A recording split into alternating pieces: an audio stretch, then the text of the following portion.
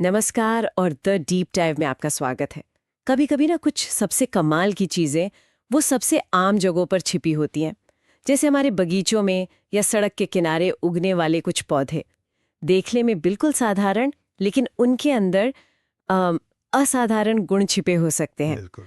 आज हम एक ऐसे ही पौधे की कह सकते हैं गहराई में उतरने वाले हैं, मिलीफोलियम, मिलीफोलियम, हाँ। जिसे हम और आप शायद यारो के नाम से ज्यादा जानते होंगे। हमारे पास एक बहुत पुराना स्रोत है जो इसके पारंपरिक औषधीय उपयोगों के बारे में बड़े दिलचस्प और हैरान करने वाले दावे करता है। हाँ, करता है। तो आज हमारा मिशन है इस स्रोत को खोदकर ये समझना कि मिलीफोलियम के बारे में इसमें आखिर लिखा क्या है, खासकर चोट लगने, बहुत ज्यादा मेहनत करने और सबसे जरूरी ब्लीडिंग या रक्तस्राव से इसके क्या संबंध है। बिल्कुल। और जो बात इन पुराने दस्तावेजों को आज भी प्रासंगिक बनाती है, वो इनका नजरिया है। नजरिया कैसे? ये लक्षणों के बहुत ही बारीक और कभी-कभी अजीब लगने वाले अवलोकनों पर ध्यान देते हैं।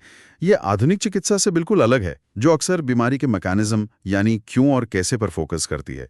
यहाँ हम शुद्ध अवलोकन की दुनिया में जा रहे हैं, जहाँ क्या हो रहा है ज्यादा जरूरी था। तो फिर चलिए सीधे स्रोत पर ही आते हैं। इसकी पहली लाइन ही ध्यान खींचती है। हाँ। इसमें लिखा है बहुत ज्यादा वजन उठाने, अत्यधिक परिश्रम करने या गिरने से होने वाली बीमारियां। ये तो बहुत ही आम बात लग रही है, जिम में किसी ने ज्यादा वजन उठा लिया या कोई सीढ़ियों से गिर गया, ये तो काफी बड़ा दायरा हो गया। हाँ, और यही इसका शुरुआती बिंदु है। स्रोत पहली लाइन में ये साफ कर देता है कि ये पौधा उन परेशानियों के लिए है जहां शरीर पर कोई बाहरी जोर या शारीरिक तनाव पड़ा हो, जिससे हम मैकेनिकल इंजरी कहते हैं। बल्कि किसी एक घटना, किसी चोट के नतीजे की बात कर रहा है। ये इसका कह सकते हैं एक्शन का मैदान है। ठीक है, ये तो समझ आता है, लेकिन यहीं पर एक बहुत ही अजीब और हैरान करने वाली बात लिखी है। हाँ, वो चक्कर वाली बात। हाँ, स्रोत कहता है चक्कर आना जब धीरे धीरे चलते हैं, लेकिन जब जोरदार व्यायाम करते तो नहीं। एक मिनट, ये तो बिल्कुल उल्टा है ना? आमतौर पर तो हम सोचते हैं कि ज्यादा मेहनत करने से चक्कर आएगा। यहाँ लिखा है कि धीरे चलो तो चक्कर आते हैं और तेज एक्सरसाइज करो तो सब ठीक हो जाता है। इसका क्या मतलब हो सकता है? ये वाकई एक विरोधाभास है, और यही इन पुराने ग्रंथों की असली खूबसूरती है कि वो सोचने पर मजबूर करते हैं। बिल्कुल। आज का डॉक्टर शायद ब्लड प्रेशर या कान के अंदरूनी संतुलन की जांच करेगा, लेकिन उस समय ये अवलोकन ही सब कुछ था।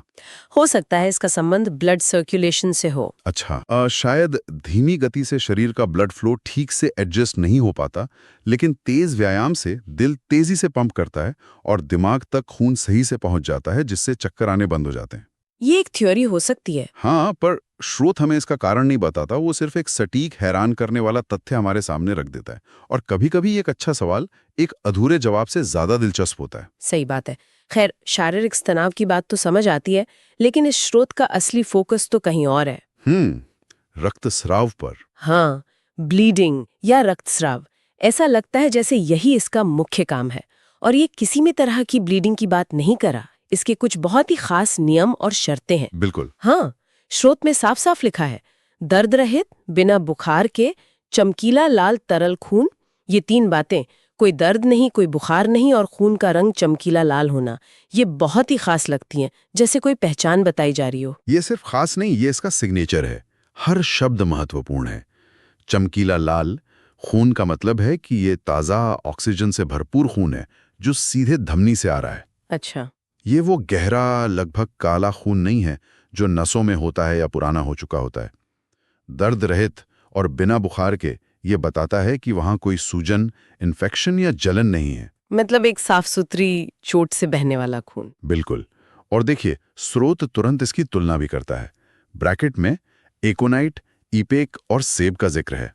ये बस नाम नहीं है, ये एक तरह का फिल्टर है। फिल्टर? हाँ, उस समय का चिकित्सक ये पढ़कर समझता था कि अगर ब्लीडिंग के साथ बहुत ज्यादा बेचैनी और डर है, तो शायद एकोनाइट के बारे में सोचना है।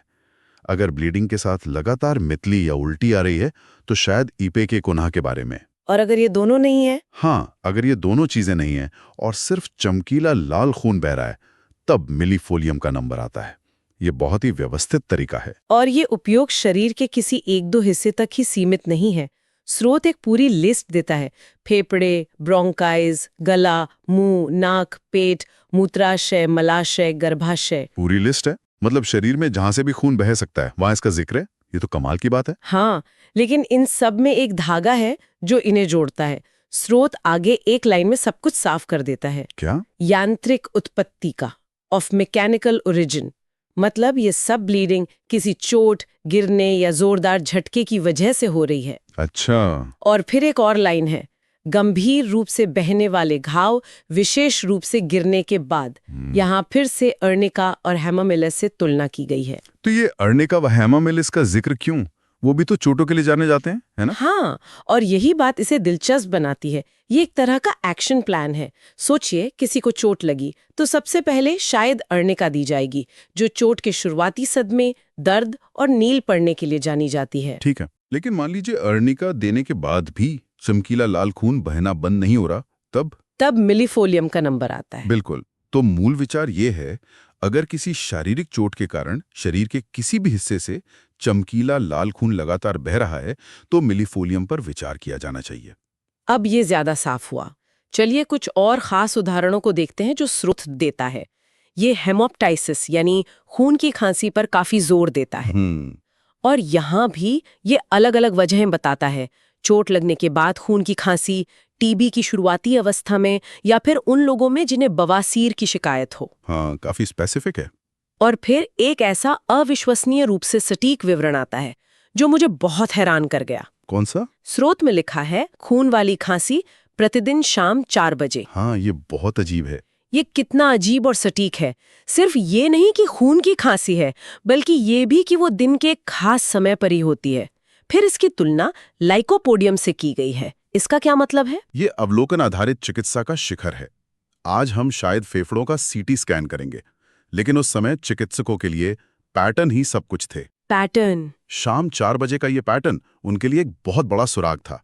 और लाइकोपोडियम से तुलना इसलिए क्योंकि वो एक ऐसी दवा के रूप में जाना जाता था जिसके लक्षण अक्सर दोपहर 4 बजे से रात 8 बजे के बीच बिगड़ते थे।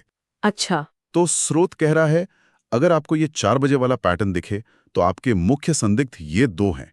ये दिखाता है कि वे केवल बीमारी के नाम का इलाज नहीं कर रहे थे, बल्कि मरीज के लक्षणों के अनूठे पैटर्न पर काम कर रहे थे। ये लगभग जासूसी करने जैसा है। बिल्कुल।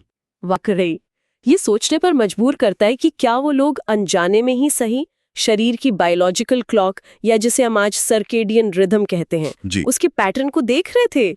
ये कहना मुश्किल है, पर वो निश्चित रूप से एक ऐसे पैटर्न को देख और दर्ज कर रहे थे जिसे हम आज शायद नजरअंदाज कर दें। वे शरीर की लय को बहुत गंभीरता से लेते थे। अब महिलाओं के स्वास्थ्य में इसके उपयोग की बात करते हैं। स्रोत यहाँ भी बहुत सटीक है। यह कहता है, प्रसव या गर्भपात के बाद दर्द रहित स्राव। हाँ, और इससे भी ज्यादा महत्वपूर्ण बात यह है कि ये प्रसवोत्तर रक्तस्राव यानी पोस्टमार्टम हैमरेज में एक निवारक या प्रिवेंटिव के रूप में इसकी भूमिका का भी जिक्र करता है। निवारक मतलब प्रिवेंटिव। हाँ, ये एक बहुत बड़ा दावा है। इसका मतलब है कि इसे डिलीवरी के बाद बहुत ज्यादा ब्लीडिंग को रोकने के लिए दिया जा सकता है। ये फिर से उसी मैकेनिकल इंजरी वाले आइडिया से जुड़ता है। बिल्कुल, ये फिर से इसके उसी मुख्य गुण से जुड़ता है। शरीर जब एक बहुत बड़े शारीरिक तनाव से गुजरा हो, जैसा कि बच्चे के जन्म के समय होता है, तो ये रक्तस्राव को नियंत्रित करने में मदद कर सकता है। मासिक धर्म के लिए भी इसका दोहरा उपयोग बताया गया है, जो मुझे थोड़ा कंफ्यूजिंग लगा। हाँ, वो थोड़ा विरोधाभासी लगता है। एक तरफ ये जल्दी, प्रचुर और लंबे समय तक चलने वाले मासिक धर्म के लिए है, वहीं दूसरी तरफ ये दबे हुए पेट में ऐंठन वाले दर्द के साथ रुके हुए मासिक धर्म के लिए भी है। ये दोनों तो एक दूसरे के बिल्कुल उल्टे हैं। ये इस विचार को मजबूत करता है कि ये उपाय शरीर पर एक नियामक, एक रेगुलेटर की तरह काम कर सकते हैं। रेगुलेटर। हाँ, ये सिर्फ एक तरफा काम नहीं करते। इसे ऐसे समझिए कि ये शरीर के लिए एक थर्मोस्टाट की तरह है, ना कि सिर्फ एक हीटर या एयर कंडीशनर। इसका काम शरीर के संतुलन को वापस लाना है। अच्छा। इसलिए अगर रक्तस्राव बहुत ज्यादा है तो ये उसे सामान्य करने में मदद कर सकता है, और अगर ये किसी वजह से रुका हुआ है तो ये प्रवाह को सामान्य करने में मदद कर सकता है।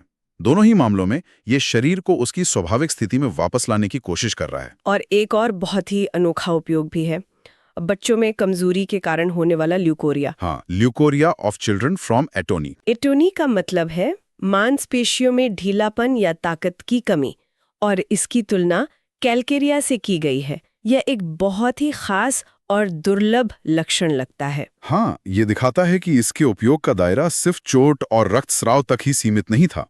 इसे शरीर की सामान्य कमजोरी या एटोनी से जुड़ी स्थितियों में भी इस्तेमाल किया जाता था, खासकर जब ये किसी तरह के स्राव या डिस्चार्ज के रूप में सामने आता हो।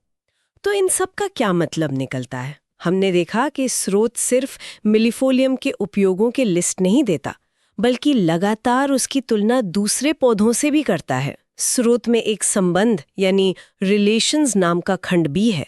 ये तुलनाएं और संबंध हमें क्या बताते हैं? ये हमें उस समय की चिकित्सा पद्धति की गहराई और जटिलता के बारे में बताते हैं। ये कोई सरल नुस्खे नहीं थे। संबंध खंड एक तरह से चिकित्सक के लिए एक गाइड बुक या चीट शीट जैसा था। जैसे वो कहता है कि चमकीले लाल खून के साथ नक्सीर और खून की खांसी के लिए इसकी तुलना इरेक्टाइट से करें। अच्छा, इसका मतलब है कि एक चिकित्सक के पास एक ही लक्षण के लिए कई विकल्प थे और सही दवा का चुनाव बहुत ही बारीक अंतरों पर निर्भर करता था। और एक और दिलचस्प संबंध का जिक्र है जिसकी हमने थोड़ी बात की थी। एकोनाइट और अर्निका के बाद रक्तस्राव में अच्छा काम करता है। हाँ, ये एक पूरी चिकित्सीय रणनीति को दिखाता है। ये एक टाइमलाइन है। सोचिए, एक गंभीर दुर्घटना हुई। पहला चरण, मरीज सदमे, डर और दहशत में है। उसे एकोनाइट दिया जाता है, जो इस तरह की मानसिक और भावनात्मक स्थिति के लिए जाना जाता है। ठीक है, पहला स्टेप। दूसरा चरण, सदमा कम हुआ लेकिन अब चोट का दर्द, सूजन और नील पड़ना मुख्य समस्या है। उसे अर्निका दी जाती है। Step 2, arnica. और फिर तीसरा चरण, दर्द और सूजन में आराम है लेकिन अब भी घाव से चमकीला लाल खून बहना बंद नहीं हो रहा। अब मिलीफोलियम का नंबर आता है। अच्छा, तो ये एक सोची समझी प्रक्रिया थी। बिल्कुल, ये सिर्फ लक्षणों की एक सूची से दवा का मिलान करना नहीं था। ये दिखाता है कि वे मरीज की स्थिति के विकास को समझ रहे थे। ये वाकई आकर्षक है। तो अगर हम आज की इस पूरी बातचीत का सार निकालें तो कुछ मुख्य बातें सामने आती हैं।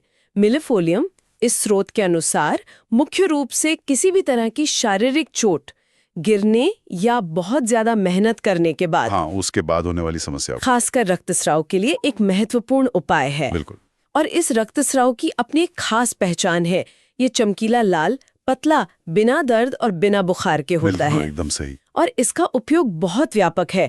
नाक से खून आने से लेकर फेफड़ों की खांसी और महिलाओं के स्वास्थ्य से जुड़ी समस्याओं तक। बिल्कुल सही। और जो बात मुझे आज भी सबसे ज्यादा हैरान करती है वो ये है कि उस जमाने में बिना किसी आधुनिक तकनीक, बिना माइक्रोस्कोप या लैब टेस्ट के इतने बारीक और गहरे अवलोकन कैसे किए और दर्ज किए गए होंगे। हाँ, ये सोचने वाली बात है। यह सिर्फ धैर्य और इंसान के अवलोकन करने की असाधारण क्षमता से ही संभव था। उन्होंने शरीर को एक जटिल कहानी की तरह पढ़ा और उसके द्वारा दिए गए छोटे छोटे संकेतों जैसे खून का रंग या खांसी का समय को समझना सीखा। ये सच में सोचने पर मजबूर करता है। और ये हमें एक अंतिम विचार के लिए छोड़ जाता है। यह स्रोत पूरी तरह से लक्षणों और शारीरिक अवलोकनों पर केंद्रित है। यह कहीं भी यह नहीं बताता कि क्षारों के अंदर कौन सा केमिकल कंपाउंड है या यह शरीर में किस बायोलॉजिकल पाथवे पर काम करता है। सही बात है। यह एक जरूरी सवाल खड़ा करता है। हमारी आज की आधुनिक तंत्र केंद्रित दुनिया में, जहां हम हर चीज के क्यों और कैसे को आणविक स्तर पर समझना चाहते हैं, इस तरह के विशुद्ध रूप से अवलोकन आधारित ज्ञान का क्या मूल्य है? और क्या हम इसे पुराना समझकर नजरअंदाज करने की प्रक्रिया में कुछ बहुत महत्वपूर्ण खो रहे हैं?